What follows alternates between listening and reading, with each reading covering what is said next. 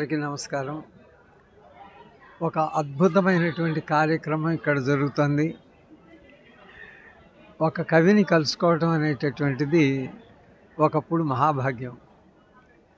2000కి పైచిలకు కవులు, రచయిత్రులు, నవలాకారులు ఇక్కడికి వచ్చి వారి భావాల్ని మనతో పంచుకోవటం ఎంత అద్భుతంగా ఉందంటేనండి, సాహితీ సరస్వతి ఒక అత్యద్భుతమైనటువంటి తాండవం చేస్తుందా. అమ్మవారు 1000 చేతులతో, 1000 కాళ్ళతో, 1000 స్వరాలతో సాహిత్యాన్ని మనకి అందిస్తుందా. ఎందుకంటే ప్రతి రచయిత అతని కాలంలో జరిగినటువంటివన్నీ సాక్షిగా రికార్డు చేస్తారు. మీరు శ్రీశ్రీ గారిని తీసుకున్నా, కొడవటిగంటి కుటుంబరావు గారిని తీసుకున్నా, లేకపోతే కవి సామ్రాట్ విశ్వనాథ్ సత్యనారాయణ గారిని తీసుకున్నా, వారు చేసింది ఏంటంటే వారి జీవిత కాలంలో కాలం ఎలా ఉంది, మనుషులు ఎలా ఉన్నారు, మనుషుల యొక్క భావాలు ఎలా ఉన్నాయి, ఇవన్నిటినీ అత్యద్భుతంగా వారి అక్షరాల్లో ఇమిడ్చి చాలా చక్కని మనకి ఆ కాలాన్ని యథాతథంగా నవలల రూపంలో, కథల రూపంలో మనకు అందించారు. అంటే కవి అనేటటువంటి వాడు కాలానికి సాక్షి. అటువంటి సాక్షులు ఈ రోజున 2000 మందికి పైగా ఇక్కడికి రావటం అపూర్వమైనటువంటి కలయిక ఇది. దీనికి మూలకర్తలు ఎవరు అంటే శ్రీ మండలి బుద్ధప్రసాద్ గారు, గుత్తికొండ సుబ్బారావు గారు, జీవి పూర్ణచంద్ర గారు, అలాగే కృష్ణా జిల్లా రచయితల సంఘం. అందరికీ నా నమోవాకాలు, 2 చేతులు ఎత్తి మీకు అందరికీ నమస్కరిస్తూ ఈ సభ అత్యంత అద్భుతంగా దిగ్విజయంగా జరగాలని మనస్ఫూర్తిగా కోరుకుంటూ మీ భువనచంద్ర. నమస్కారం అండి. తెలుగు అక్షర ప్రేమికులకి సంస్కారంతో పాటు నమస్కారం. పరిచయం ఉన్న వారా లేని వారం చూడకు, ఒక చిరునవ్వు నవ్వు, ఎప్పటికీ గుర్తుంటావు నువ్వు. అజ్ఞానం ఆఫీస్ గదిలో ఏసీ లాంటిది, కొన్నవారికే సొంతం. విజ్ఞానం వీచే గాలండి, తెలుసుకున్న ప్రతి ఒక్కరు సొంతం. నిజాన్ని చెప్పేవాడికి ధైర్యం ఎక్కువ, నిజాన్ని దాచేవాడికి భయం ఎక్కువ. అర్థం చేసుకుంటే అబద్ధానికి అవకాశం ఉండదు కదా. ముఖ్యంగా ఆడపిల్లల కోసం స్నేహంలో వద్దుంటేనే ముద్దు, హద్దు మీద స్నేహం వద్దు చేయొద్దు. గర్వం ఉన్నవారు సర్వం కోల్పోతారు, గౌరవం కోల్కొని సగర్వంగా బతుకుతారు మనందరిలాగా. కరెంటు స్విచ్ ఎక్కితే బల్బు వెలుగుతుంది, కరెక్ట్గా మాట్లాడితే జీవితం వెలుగుతుంది. మంచివాడు ముంచేవాడిగా అనిపిస్తే నీ దృష్టి తప్పు, ఈ సృష్టి తప్పు కాదు. కరెంటు స్విచ్ ఎక్కితే బల్బు వెలుగుతుంది, కరెక్ట్గా మాట్లాడితే జీవితం వెలుగుతుంది. ఎవరిని తక్కువగా అంచనా వేయకు, నిన్ను ఎక్కువగా అంచనా వేసుకోకు. ఆశించి ఏది చేయకు, ఆలోచించి ఏదన్నా చేయి. కష్టఫలే నమ్ము, నీలో ఉంది దమ్ము, దుమ్ము రేపే సత్తా ఉంది నీకే. అనుకున్న సాధించు, అమ్మానాలను పూజించు, వీలుంటే మంచిని పంచు పెంచు, కానీ మనసుని ప్రశాంతంగా ఉంచుకున్నప్పుడే చేరుకోగల విజయ పంచు అని చెప్పేసి నేను రాశానండి. నా పుస్తకం పేరు అక్షర సత్యామృతం. ఇది ఆద్యంతం ఆకర్షితం. ఇది పవన్ కళ్యాణ్ గారు, పివి సింధు, పి సుశీల గారు మహామహులు చదువుతున్న బుక్ అండి. ఇది ఇప్పటికీ 35,000 కాపీ సోల్డ్ అవుట్ అండి. ఇది 8వ ముద్దున ఎవరెస్ట్ అంత ఆదరణ. ఇది నేను రాసిన బుక్ పేరండి. దీనివల్ల యూత్ ఆల్వేస్ ట్రూత్ అని చెప్పేసి నిజమైంది. నేను రాసిన వెంకటేశ్వర ఈరోజు సాటర్డే కాబట్టి, శ్రీనివాస మా హృదయ నివాస, చిద్విలాస నీ ఆశిసే మా కులాస, గోవింద సన్నారవింద ముకుంద మురారి, నిత్యం తలుచుకుంటే కష్టాలని పరారి, ఎందుకు వండిన మాకు బాగా గురి, అందుకే ఆపసపడిన ఆనందంగా గిరి, ఈ జగమే నీ జాగిరి, నీ కరుణా కటాక్షం లేదే మోగించలో విజయ్ బేరి, ఓం నమో నారాయణ, నీ నామమే రక్తంలో ప్రవేశిస్తుంది మా నరనారాయణ, కొద్దో గొప్ప పుణ్యం చేసుకుంటే ఉండగలం మీ సమీపాన, మా అడుగే పడని తరుణాన పిలిపై వచ్చే నీ కరుణ, అల్ప సంతోషమై ఏది కోరినా అడిగినా వెంటనే నారాయణ, అందరివాడ అప్పుడప్పుడు అందనివాడ, అరవిందుడా గోవిందుడా, నేను దర్శించుకొని వస్తున్న ప్రపంచంలో ఊరువాడ, నువ్వే అప్పటికీ మా తోడుండిరా, కలిమిలేవులు కావిడి కొండలని చెప్పినవాడా, నీ ఏడుగుల దారి చూపినవాడా, వంకపెట్టెల దేవుడయ్యా వెంకటరమణ, నిత్యం అమృతాన్ని సేవించినట్టు నామస్మరణ, కొండపై మన్నెలా మెరిసి ఆ వెంకటరమణకు, బండపై నేను ఈ వెంకటరమణ అందిస్తున్న అక్షర సత్యామృతం. నా పేరు బొమ్మిని వెంకటరమణ అండి. నేను dialogue writer. Thank you so much. నా పేరు తాడినాడ భాస్కర్రావు. సాహితీ సామ్రాజ్యం అధ్యక్షులు తణుకు. నా కవిత పేరు సాహిత్య సుగంధాల సౌరభం. సాహిత్య సుగంధాల సౌరభం. కలం విదిల్చిన అక్షరాలు కాగితంపై కూర్చుంటే కవిత అవుతుంది. నడక నేర్పితే పరుగెడుతుంది. దారి చూపితే లక్ష్యాలను అధిగమిస్తుంది. సృజనకు పదును పెడితే అద్భుతాలు సృష్టిస్తుంది. కవి కళానికి పూరకం వస్తే ఊసును జతపరిస్తే తనువే చిరునవ్వుల దివ్వై మోముపై చివురిస్తూ చిందులేస్తుంది. ఆనంద జలదిలో తేలి ఆకట్టుకుంటుంది. అక్షరం అంటే అభిమానమై, కవిత్వం వింటే పరవశించడమై, అద్భుతమైన సాహిత్యానికి పులకరించి పోవాలి. మనసు పొరల్లో శాశ్వతంగా ముద్రపడేలా రాయాలి. ఆనంద పరవశం, అభినందనల వర్షం. 6వ ప్రపంచ తెలుగు రచయితల మహాసభల సమావేశం ఈ కవి సమ్మేళనం. సాహిత్య సుగంధాల సౌరభం. నమస్తే. నమస్కారం. ఈరోజు నాకు చాలా సుదినము.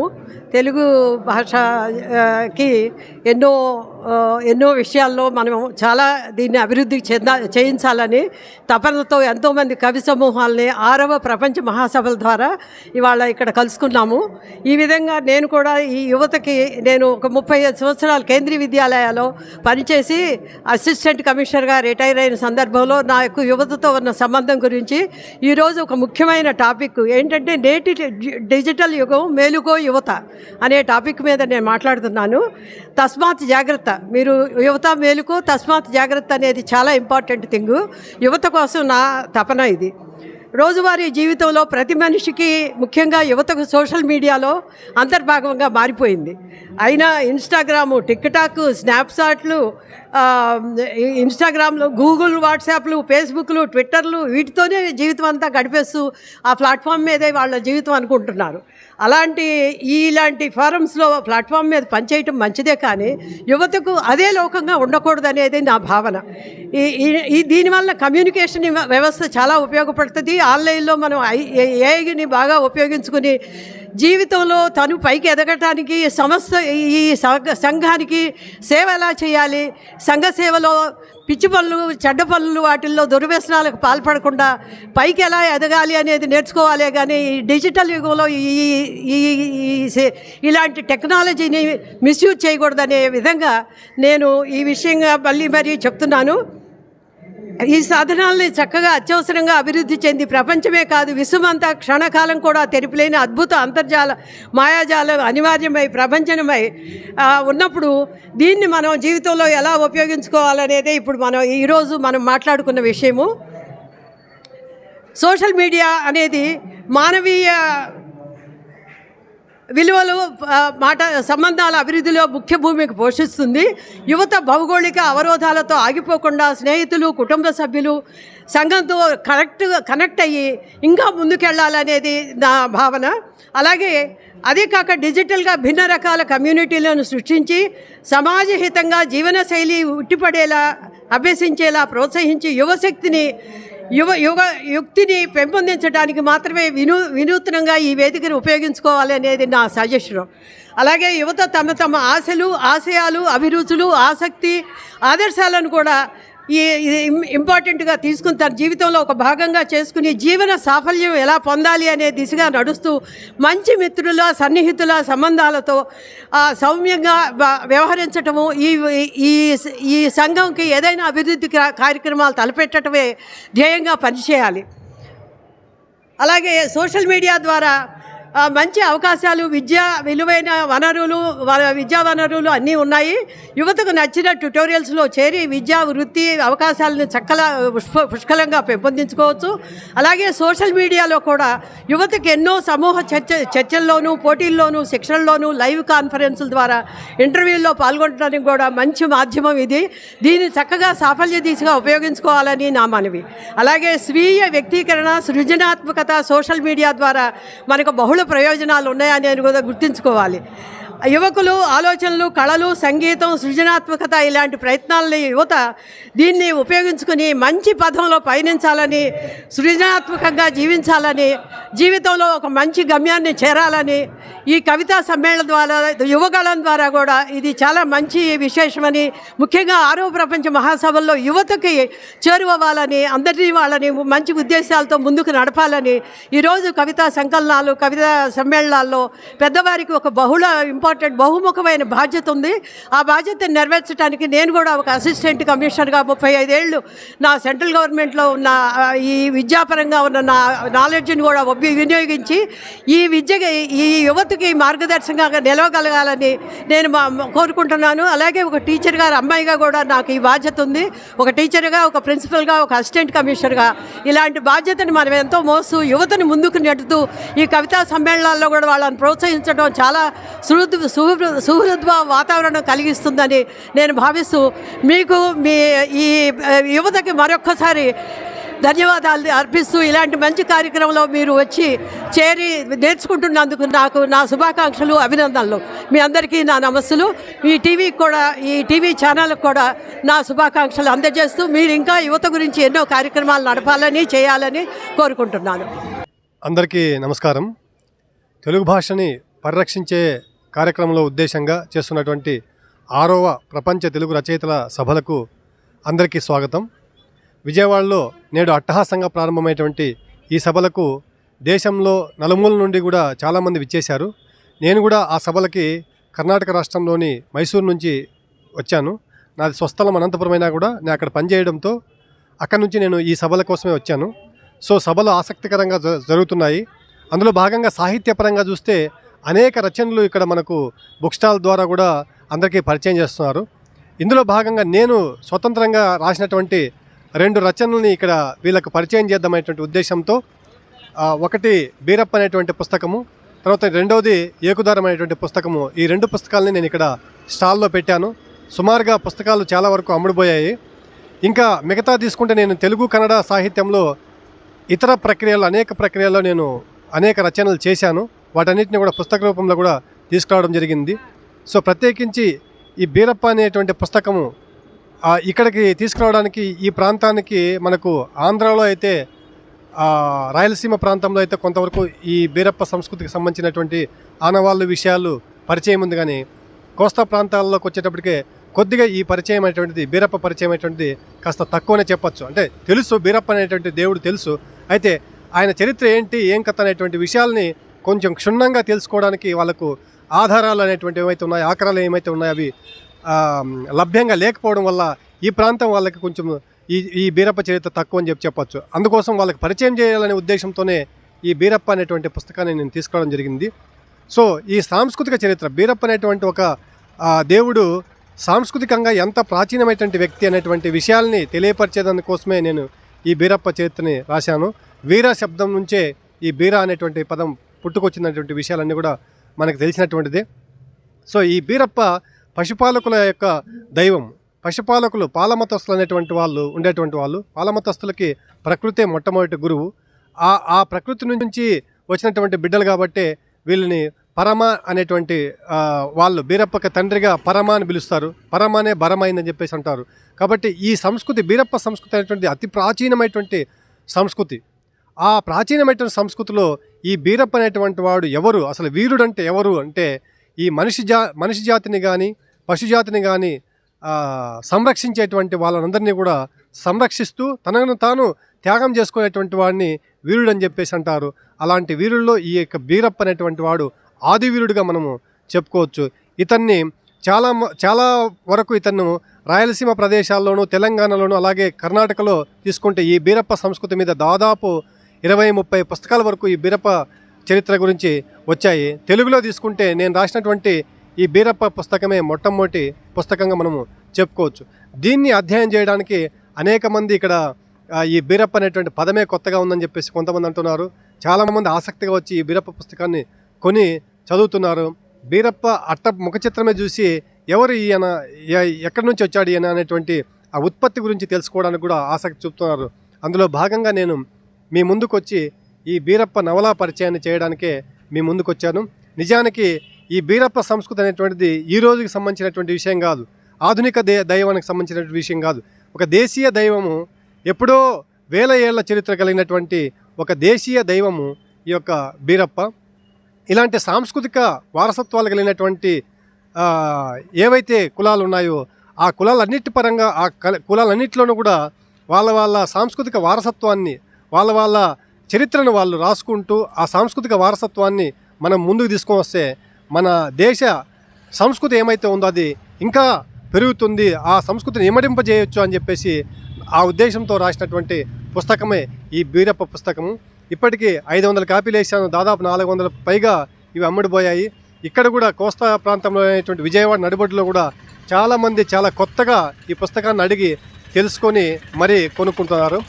ఇంత మంచి పుస్తకాన్ని మీరందరూ ఇంత అభిమానంతో ఆదరించినందుకు నిజంగా హృదయపూర్వక ధన్యవాదాలు తెలియజేస్తున్నాను. ప్రపంచ తెలుగు మహాసభలు ఈరోజు విజయవాడలో జరుపుకుంటున్న సందర్భంగా మనందరము ఇక్కడికి వచ్చి ఉన్నాము. ఇప్పుడు ఎక్కడికి వెళ్ళినా, ఏ దేశానికి వెళ్ళినా వాళ్ళు ముందుగా నేర్చుకునేది వాళ్ళ భాష. ఇతర దేశాల భాషను వాళ్ళు ఎవరు నేర్చుకోరు. కానీ మన భారతదేశంలో మాత్రం మన భాషను వదిలి మన భాషను మర్చిపోవడానికి ప్రయత్నిస్తున్నారు. వేరే భాషలు, ఇతర దేశాల భాషలనే వాళ్ళు నేర్చుకుంటున్నారు, దానికే ప్రాధాన్యత ఇస్తున్నారు. ఈ రకంగా కాకుండా ఎన్టీ రామారావు గారు ముఖ్యమంత్రిగా ఉన్నప్పుడు ఆయన మన తెలుగు భాష కోసం ఎంతో ప్రయాసపడి దానిని బ్రతికించడానికి చాలా చూశారు. కాకపోతే మళ్ళీ ఆయన తర్వాత మళ్ళీ యథాస్థితికి చేరుకుంది. మాతృభాష, మాతృదేశము కూడా ఎప్పటికీ కూడా ప్రతి ఒక్కరు గుర్తుంచుకోవాలి. అది తర్వాత మనం భావితరాలకి మనం అందించగలిగేది ఒక రోజుకి వచ్చి మనం ఏమి అంటే మనది తెలుగుదేశము, మనది భారతదేశము అని కాకుండా మనం ఒక విదేశీయులుగా ఇతరులకి పరిచయం కాబడుతున్నాము.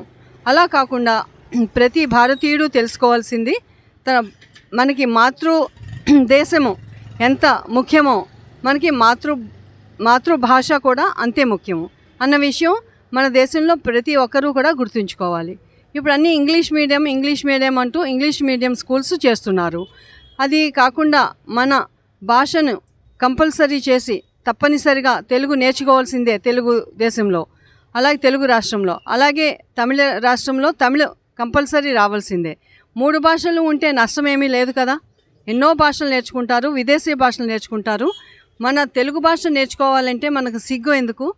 మనకి భవిష్యత్తులో ఏమనుకోవాలి అంటే తప్పనిసరిగా మన మాతృభాష, మనకు మాతృదేవత ఎంత ముఖ్యమో, మనకి తల్లి ఎలాగ ముఖ్యమో అలాగే మన భాష కూడా అంతే ముఖ్యమని ప్రతి ఒక్కరూ కూడా భావించాలి అని నేను ఆశిస్తున్నాను. తర్వాత మనం మాతృదేవోభవ అన్నారు, మీ మాతృభాష ఏమిటి అని అడుగుతారు. అంతే కదా, ఎక్కడికి వెళ్ళినా కూడా అంటే మీరు విదేశాల భాష నేర్చుకున్నారా అని ఎవరు అడగరు. మాతృభాష మనకు రాకపోతే మనం సిగ్గుపడవలసింది ఉంటుంది. మనకి పరాయి దేశ భాష నేర్చుకున్నంత మాత్రాన మనకి పోయేది ఏమీ ఉండదు. అందుకని ప్రతి ఒక్కరూ కూడా మాతృభాషను నేర్చుకొని మాతృదేవతని ఎంత గౌరవం ఇస్తామో అంతే గౌరవం మన మాతృభాషకి కూడా ఇవ్వాలి అని నేను ఈ ముఖంగా మీ అందరికీ కూడా తెలియజేసుకుంటున్నాను. నాకు ఈ అవకాశం ఇచ్చినందుకు మీ అందరికీ కూడా నా ధన్యవాదాలు.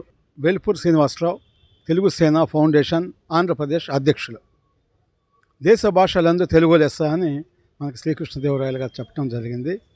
ఏ దేశం ఎరిగినా ఏమున్నది గర్వకారణం అన్నట్టుగా మనం మన భాషని, ముఖ్యంగా మాతృభాషని మనం విస్మరించకూడదు. అమ్మని ఏ విధంగా మనం ప్రేమిస్తామో మాతృభాషను కూడా అదే విధంగా ప్రేమించాలి. ఏ భాషలైనా నేర్చుకోవచ్చు, కానీ మాతృభాష యొక్క తీయదనం కానీ, మాతృభాష యొక్క కమ్మదనం కానీ, మాతృభాషలో ఉండేటువంటి ఆ అభిరుచి ఏదైతే ఉందో అది నీకు ఏ భాషలో కూడా రాదు. అదేవిధంగా భాష పట్ల ఒక స్పష్టమైనటువంటి అవగాహన కూడా నీకు మాతృభాషలో మాత్రమే వస్తుంది. ఇవాళ ప్రభుత్వాలు కూడా దురదృష్టవశాత్తు ఇవాళ మాతృభాషలతో ఆటలాడుతున్నాయి. ఇతర దేశాల్లో మనం చూసుకుంటే ఎవరు కూడా భాషల పట్ల వాళ్ళు విస్మరించేటువంటి అవకాశాలు లేవు. మరి ఇటీవల గత ప్రభుత్వాల్లో మనం చూసుకుంటే మనకి ఇంగ్లీషే ఉండాలి, ఉద్యోగాలు కావాలంటే మనకి తెలుగు వల్ల ఉపయోగం లేదు, మనకు నష్టం అని చెప్పేసి ప్రభుత్వాలే ప్రచారం చేసినాయి. అంటే అంతకు మించినటువంటి నేరం ఇంకొకటి లేదు. ఇవాళ మనకి సుప్రీంకోర్టు చీఫ్ జస్టిస్గా వచ్చినటువంటి మనకి వెంకటరమణ గారు కానీ, మరి అదేవిధంగా వెంకయ్య నాయుడు గారు మనకు ఉపరాష్ట్రపతిగా చేశారు ఆయన కానీ, అదేవిధంగా మనకి మోడీ గారు మరి ఆయన ఛాయ్వాలా అని మరి అతి చిన్న స్థాయి నుంచి వచ్చిన మోడీ గారు కూడా ఆయన మాతృభాషలోనే ఉండి వాళ్ళ ప్రధానమంత్రి అయ్యారు. ఒక ఆయనేమో సుప్రీంకోర్టు చీఫ్ జస్టిస్ అయ్యారు, ఒక ఆయన ఉపరాష్ట్రపతి అయ్యారు. ఐఏఎస్లు ఐపీఎస్లు అయ్యేవాళ్ళు కూడా మాతృభాషలో నేర్చుకుని వాళ్ళకి ఉద్యోగం వచ్చిన తర్వాత ఏ రాష్ట్రానికైతే వెళ్తారో ఆ రాష్ట్రంలో ఆ భాష నేర్చుకుంటారు. అక్కడ ప్రజలకు అవసరంగా మనకి. అట్లా కాకుండా మనం ప్రభుత్వాలు ఏదైతే మనకి రాంగ్ డైరెక్షన్ తప్పుడు ఇది ఇస్తాయో దాన్ని పట్టుకుని విద్యార్థులు వెళ్ళేటువంటి ప్రమాదం ఉంది. ప్రతి చోట కూడా అన్ని జిల్లాల్లో ఇటు పట్ల సెమినారు, క్లాసెస్లో కూడా ఎప్పుడైతే మనం స్కూల్కి వెళ్ళినప్పుడు, కాలేజీకి వెళ్ళినప్పుడు, మనం పాఠశాలల్లో కంపల్సరీగా వారానికి ఒక్కసారైనా కూడా దీని మీద అవగాహన క్లాసెస్ అనేది ఉండాలి. అంతేకాకుండా ఇవాళ ఏమైందంటే తెలుగులో ఉండేటువంటి అన్ని పదాలను కూడా మనకు కూడా తెలియని పరిస్థితి తీసుకొచ్చారు ఇవాళ. ఎందుకంటే వాడుక భాష ఏదైతే ఎక్కువ ఉండిద్దో ఆ భాష మీద ఎవరైనా మాట్లాడతారు. ప్రభుత్వాలు ఇవాళ నేను ముఖ్యంగా తెలుగు రాష్ట్రాల్లో చెప్పేది ఏంటంటే మనం 15 కోట్ల మంది ప్రజలు ఉన్నారు కాబట్టి ప్రతి ఆఫీస్లో కూడా చివరికి హైకోర్టు కానీ మరి అదేవిధంగా సుప్రీంకోర్టులో ఎవరికి వెళ్ళినా కూడా ఎవరికైనా కూడా ఆయా మాతృభాషలోనే దాని మీద వాళ్ళు ఇది ఇవ్వాల్సినటువంటి అవసరం ఉంది. అప్పుడే సామాన్యమైన వ్యక్తికి న్యాయం జరుగుతుంది. ఇవాళ మనం కలెక్టర్ ఆఫీస్కి వెళ్ళినా అదే, లేదా ఇవాళ మన బయటకు చూస్తే చాలా చోట్ల షాపుల ముందు బోర్డులు పెడతారన్నమాట. దాంట్లో కూడా ఇంగ్లీష్ రాయటం, హిందీ రాయటం అట్లా చేస్తూ ఉంటారు. అట్లా కాదు, ముందు ఫస్ట్ తెలుగు రాయాలి, తర్వాత నువ్వు ఏ భాషలైనా రాసుకో, 4 భాషలు రాసుకో, ఇబ్బంది లేదు. అట్లా కాకపోతే ఏమైందంటే భాషని మాట్లాడటానికి కూడా అవమానపడేటువంటి పరిస్థితి అవుతుంది. అది చాలా ప్రమాదం. ఏ రోజైతే నీ సంస్కృతి, నీ భాష పోతుందో నువ్వు కూడా నాశనం అయిపోయేటువంటి పరిస్థితి వచ్చేది. అందువల్ల ప్రపంచంలో కూడా తెలుగు భాష 7వ స్థానంలో ఉంది కాబట్టి మనం మన భాషని మరింత మనం అభివృద్ధి చేసుకోవాల్సిన అవసరం ఉంది. దాని పట్ల స్పష్టమైన పిల్లలకే వాళ్ళకి భాష యొక్క కమ్మదనాన్ని, తీయదనాన్ని మనం చెప్పాల్సినటువంటి అవసరం ఉంది కాబట్టి ప్రభుత్వాలు చేసేటువంటి పిచ్చి పనులు ఏమన్నా ఉంటే ప్రతి ఒక్కళ్ళు కూడా దాని మీద ఇది తీసుకోవాలి, దాని మీద ఒక ప్రణాళిక తీసుకుని ప్రభుత్వాలు ఇది కరెక్ట్ కాదు, దీనివల్ల మా యొక్క జీవితాలు కూడా అర్థం లేకుండా పోతాయి అని చెప్పేసి మనం అన్ని రకాలుగా కూడా ప్రయత్నాలు చేసినప్పుడు మాత్రమే ప్రభుత్వాలకు కూడా మనం బుద్ధి చెప్పిన వాళ్ళం అవుతాము. అది ఎవరైనా సరే కులాలు మతాలను లేకుండా ఏ రాష్ట్ర ప్రజలు ఆ రాష్ట్రంలో భాషను సంపూర్ణంగా నేర్చుకున్నట్టయితే అన్ని రకాలుగా అభివృద్ధి అవటము. కళలను కూడా మనం పెంచి పోషించుకోవాలంటే నీకు భాష ఉండాలి. భాష లేకపోతే నీకు దాని మీద స్పష్టమైనటువంటి ఇది ఉండదు అనమాట. మనం చూస్తూ ఉంటాం ఏదో డబ్బింగ్ డైలాగ్స్ అని ఇతర రాష్ట్రాల వాళ్ళు మాట్లాడుతూ ఉంటే కూడా మనం నవ్వుకుంటూ ఉంటాం. ఎందుకంటే మన భాష యొక్క ఏదైతే ఉందో అది ఇతర భాష వ్యక్తులు మాట్లాడితే నీకు అది రాదు. ఆ తీయదనం కానీ కమ్మదనం కానీ రాదనమాట. అందువల్ల డెఫినెట్గా మనం అమ్మని ఏ విధంగా మనం కాపాడుకుంటామో భాషను కాపాడుకోవాలి, సంస్కృతిని కాపాడుకోవాలి, మన రాష్ట్రాన్ని కాపాడుకోవాలి, చివరికి భారతీయుడిగా మన దేశాన్ని కాపాడుకోవాలి.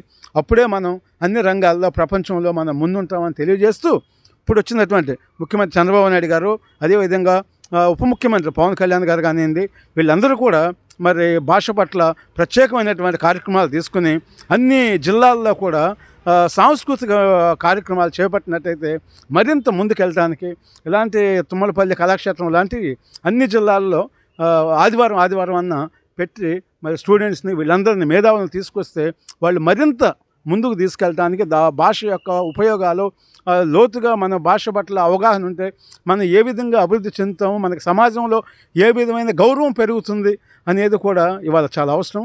ఏదేమైనా కూడా ఈరోజు మరి ప్రపంచ రచయితల మహాసభలో ఏర్పాటు చేసినటువంటి గౌరవనీయులు మండలి బుద్ధప్రసాద్ గారికి నేను ప్రత్యేకమైనటువంటి అభినందనలు తెలియజేస్తున్నాను.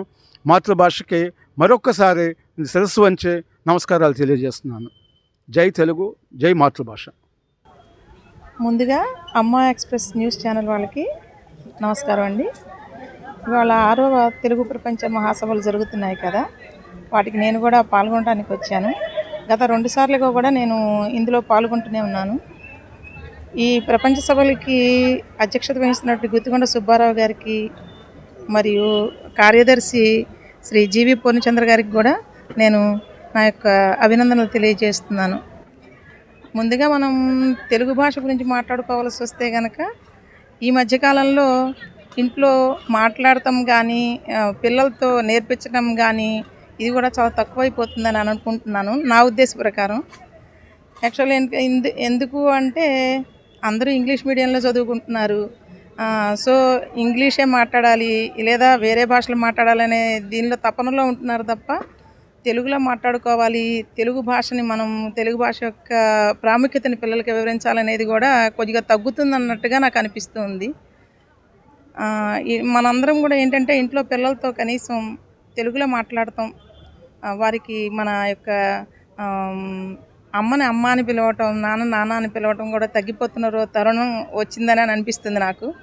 సో కాబట్టి మనం ఇంట్లో ముందుగా పిల్లలకి తెలుగులో మాట్లాడతాము, లేదా మన యొక్క వరసలు ఏవైతే ఉన్నాయో అత్తయ్య మామయ్య అని కానీ పెద్దమ్మ పెద్దనాన్న అని కానీ ఇలాంటి వరసలు కూడా మనము అంకులు ఆంటీ కాకుండా చక్కగా మనం తెలుగులో మన వరసలు పిన్ని బాబాయ్ ఇలాగా మనము వరసలు కూడా తెలుపుకుంటూ పిల్లలకి మంచిగా మాట్లాడుకుంటే బాగుంటుంది. ఈ ప్రపంచ మహాసభల్లో మనకి విద్యార్థులకి అందుకోసమే అనుకుంటా వీళ్ళు ఈసారి కథ రాయాలని ఆసక్తి ఉన్న పిల్లలకి కానీ లేదా మన కవితలు రాయాలని కానీ నవలలు రాయాలని కానీ ఎవరికైనా ఆసక్తి ఉన్నట్టయితే కనుక ఆ పిల్లలకి కూడా ప్రముఖ కవులతో వాళ్ళకి శిక్షణా తరగతులు నిర్వహించడం జరుగుతుంది కదా, అది చాలా శుభపరిణామం అని నేను అనుకుంటున్నాను. అది కూడా కాకుండా మనకి పర్యావరణ పరిరక్షణ కోసం అనే దానికోసం కూడా మనకి ఈ యొక్క మహాసభల్లో ఒక మార్పు కోసం చేస్తున్నారు. సమాజంలో వస్తున్న మార్పు, పర్యావరణంలో వస్తున్న మార్పు గురించి కూడా మనకి కవి సమ్మేళనాలు జరుగుతున్నట్టు మనకి తెలుస్తోంది. సో ఎందుకంటే యువ కవుల్ని ఎక్కువ ప్రోత్సహిస్తున్నారు, చాలా అభినందనీయం అండి ఇది. ఇదే కాకుండా మనకి పర్యావరణ మార్పుల గురించి యువ కవులకి వారి యొక్క కవితలకి వారిని పర్యావరణ కవి అనే పురస్కారాన్ని కూడా అందిస్తున్నారు, చాలా అభినందనీయం అండి. మనం తెలుగు వాళ్ళం, పరభాష వాళ్ళందరూ కూడాను వాళ్ళ యొక్క భాషని ఎంత గౌరవించుకుంటూ ఎంత ప్రేమిస్తున్నారో మనం కూడా మన తెలుగు వాళ్ళలో అది కొంచెం తక్కువనే నేను అనుకుంటానండి. సో అందుకని తెలుగు వాళ్ళందరూ కూడా ఈ యొక్క మన భాషని మనం ప్రేమిద్దాం, మన భాషని మనం పిల్లలకి నేర్పుతూ మన భాష గురించి కూడా ప్రచారం చేస్తారని నేను భావిస్తున్నాను. అధ్యక్షులు శ్రీ గుత్తుగొండ సుబ్బారావు గారు ప్రారంభించారు. వారు కార్యదర్శి అయినటువంటి పూర్ణచంద్ర గారు కూడా ఎంతో కృషి చేస్తున్నారు. ఇలాగా వీరి కృషి ఎంత ఉందంటే ప్రతి 4 సంవత్సరాలకి ఒకసారిగా చేస్తున్నారు. ఇది చాలా అభినందనీయదగ్గ విషయం అండి. తెలుగు భాష పర్యావరణ పరిరక్షణ, సమాజంలో వస్తున్న మార్పు ఈ నినాదంతోనే ఈసారి సభలు జరుగుతున్నాయి, 6వ ప్రపంచ మహాసభలు జరుగుతున్నాయి. అందరము ప్రోత్సహిద్దాము. భాషా పరిజ్ఞానం పెంచుకుంటమే పాటుగా పర్యావరణంలో వస్తున్న మార్పు అంటే పర్యావరణం అంటే ఏంటండి, ముందర మన దగ్గర నుంచే మనం ప్రారంభించాలి కదా. ముందర ఇంట్లో పిల్లలకి శుచి శుభ్రత అలవాటు చేయాలి.